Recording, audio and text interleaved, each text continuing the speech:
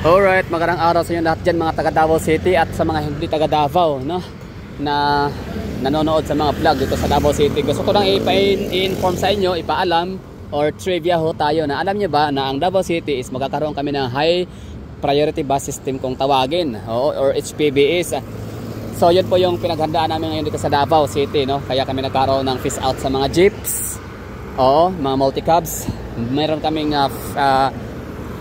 augmentation, no? Meron kaming FABs or peak hour augmentation bus system na nagaganap every peak hour kasi peak hour nga, no? FABs.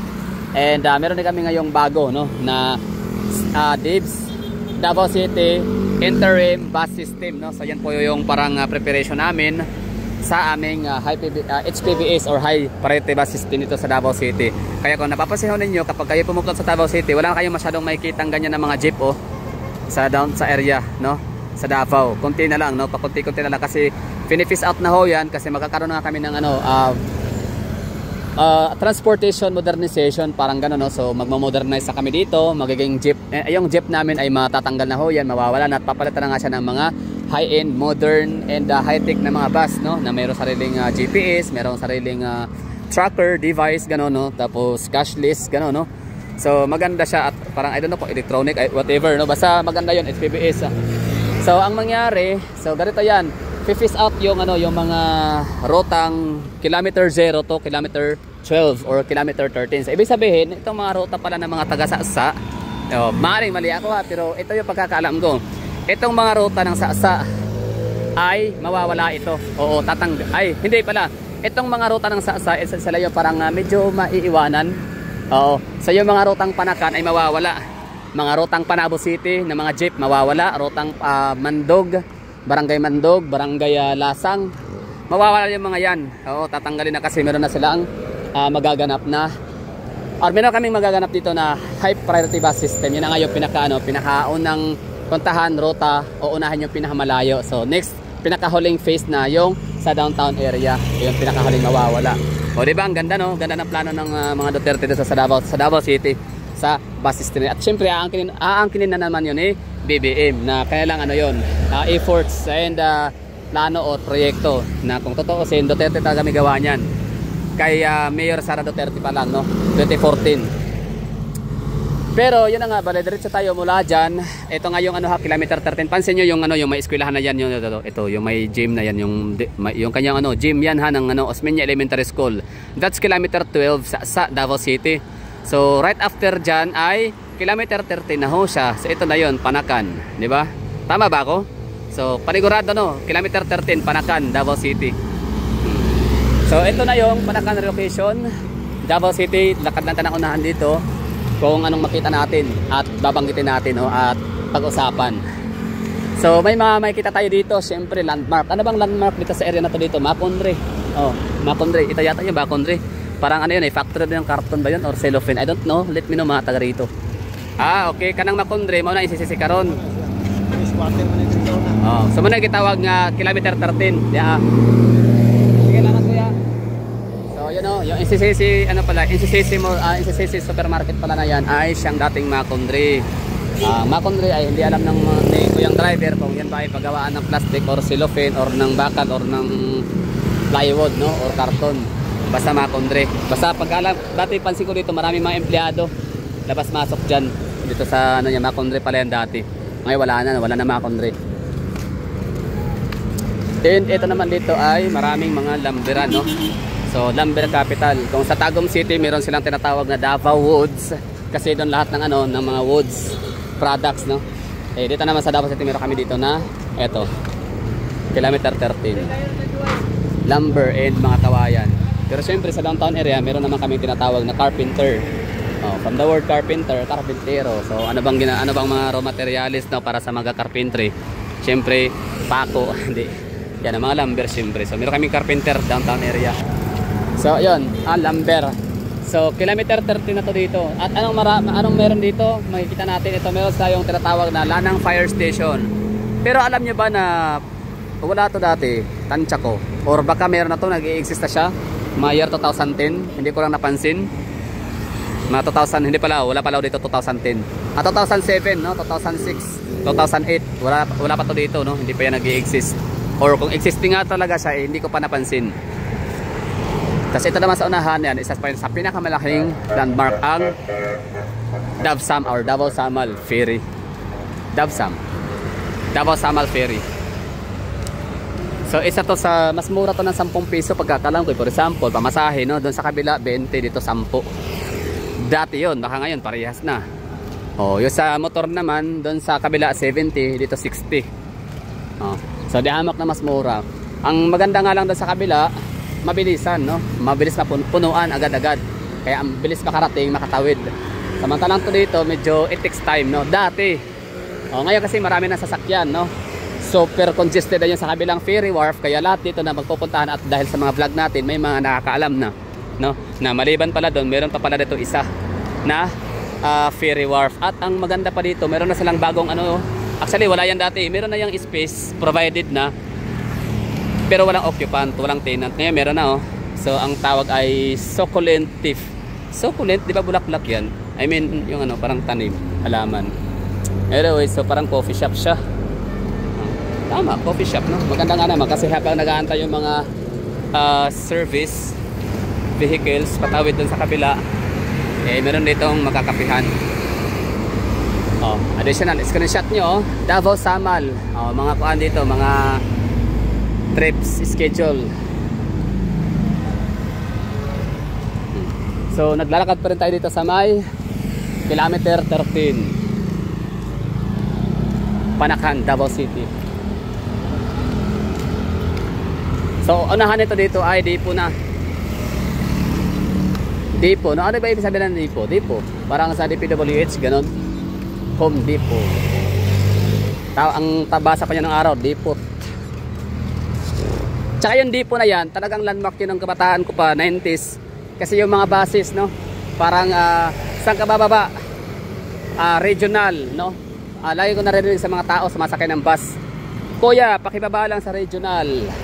Pag sinabing regional, yan po yung DMC or Davao Medical Center, na ngayon ay kilala na rin sa pangalang SPMC na Southern Philippines Southern SPMC, Southern Philippines Medical Center. So yan po yung sa may ano ngayon, downtown, no, sa may Bahada.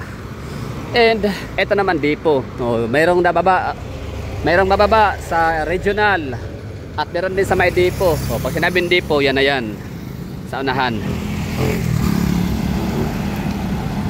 Unahan na ng konti, Dipo. Oha, malayo na to sa Davao City. Tapos siyempre ano na rin siya, matatawag siya na parang informal settlers. Oh, pero tingnan natin ha yung informal settlers.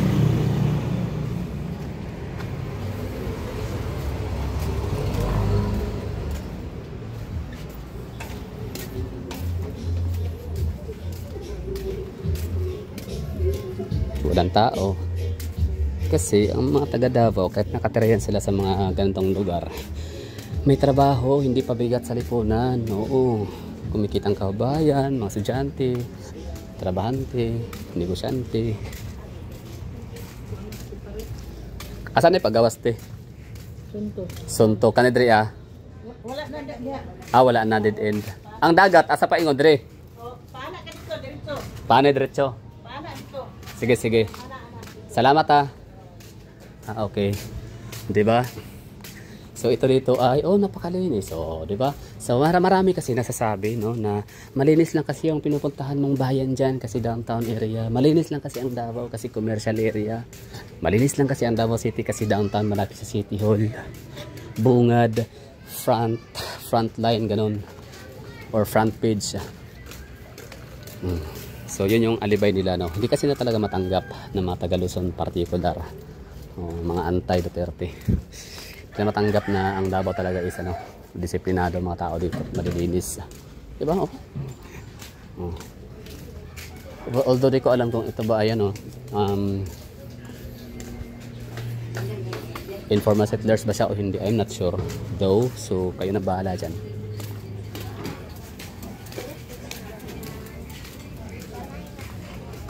Linis, galing, nice one. Looban to ha. Merong vloggers sa Cebu na si Maria Yunisa, Cebuana kasi siya, nakapunta siya ng Davao And sobrang amis siya kasi kahit daw talaga sa looban, mga squatter area, oo, informal, mga IS, talagang kitang-kita niya yung pinagkaiba. Sobrang laki daw, no? Pagdating sa kalinisan. At sabi niya, pero yun dan naman daw ay parang somewhere in Boulevard na banggit na yun Nakita daw informal settlers pero hindi daw ganun ang hindi daw madumi, hindi makalat. Oo. So, sabi niya, although di ko naman masabi na lahat talaga ng lugar sa Davao ay ganun, no? Kasi yun lang ang napuntahan niya na informal settlers area. So ito na yun ang sagot. So tama siya. May mga lugar talaga na hindi naman talaga ganun kalinis, no? Pero yun na yung pinakadumi na lugar sa Davao. Pinakamaruming lugar sa Davao City ng mga informal settlers, siyang pinakamalinis na lugar sa Kamaynilaan. Totoo yan. Kahit yung sa Cubao, sa may Aurora Boulevard, so syempre napunta na ako doon, ha. So hindi ako nagmimima lang dito, may masabi lang. So yung lugar talaga na yun, yung Cubao, grabe. Kalat, dumi. Not until sa Tatay Digong naging presidente, ha. Nung wala na si Tatay Digong, balik ulit sa lusak sa Karumihan, Kadugyutan ang Manila.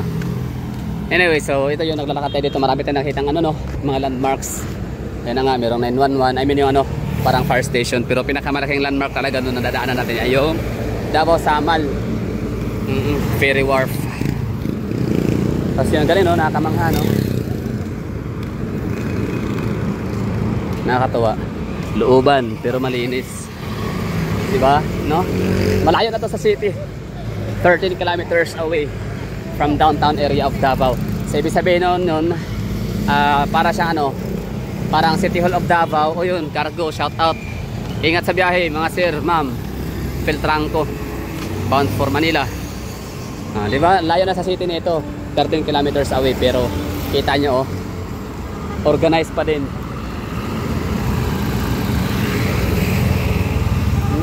Galing, no? Dabawin nyo kasi yan, disiplinado talaga yan lahat. Kahit nga sa Badjao area, napunta ako doon.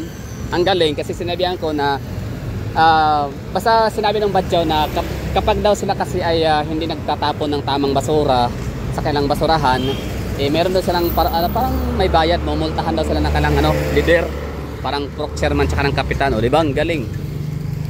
Looban.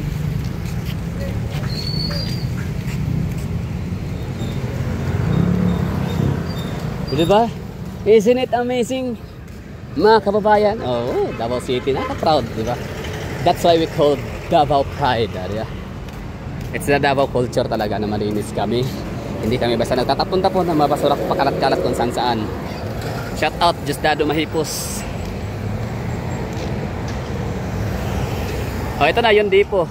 Pag sinabing depo, intersection, no? Endpoint. So intersection siya ng Sasa. Intersection siya ng Sasa. Ito yon, Sasa Road, Maharlika Highway. Yan. Tapos yan naman ay National Highway na siya, no? Ang Maharlika Highway pa rin doon, diretso. Tapos Panakan na talaga siya, Panakan proper. Tapos ito naman yung diversion road, CP Garcia. Ayan, CP Garcia.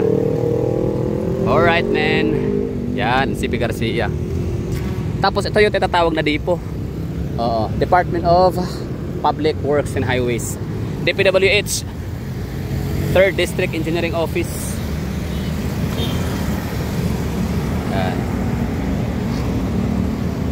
Diba? So at least na-tour ko na kayo dito, no? Sa ating kilometer 13 Davao City. Sana meron kayong natututunan sa patribyaho natin. Diba? Nakakatuwa lang naman na kaya kami proud na mga taga Davao dahil nga sa na disiplina ng maayos ng mga Duterte. Matagal din, no? Pinaghirapan nila yung ganong pulisiya nila hanggang sa maging kultura na ng bawat isang mga taga Davao. So that would be all. Thank you for watching, ha. Mayaman ang Pilipinas. Marami nga lang talagang kurakot. Kaya hirap makausap, makaangat. Damay-damay tayong lahat.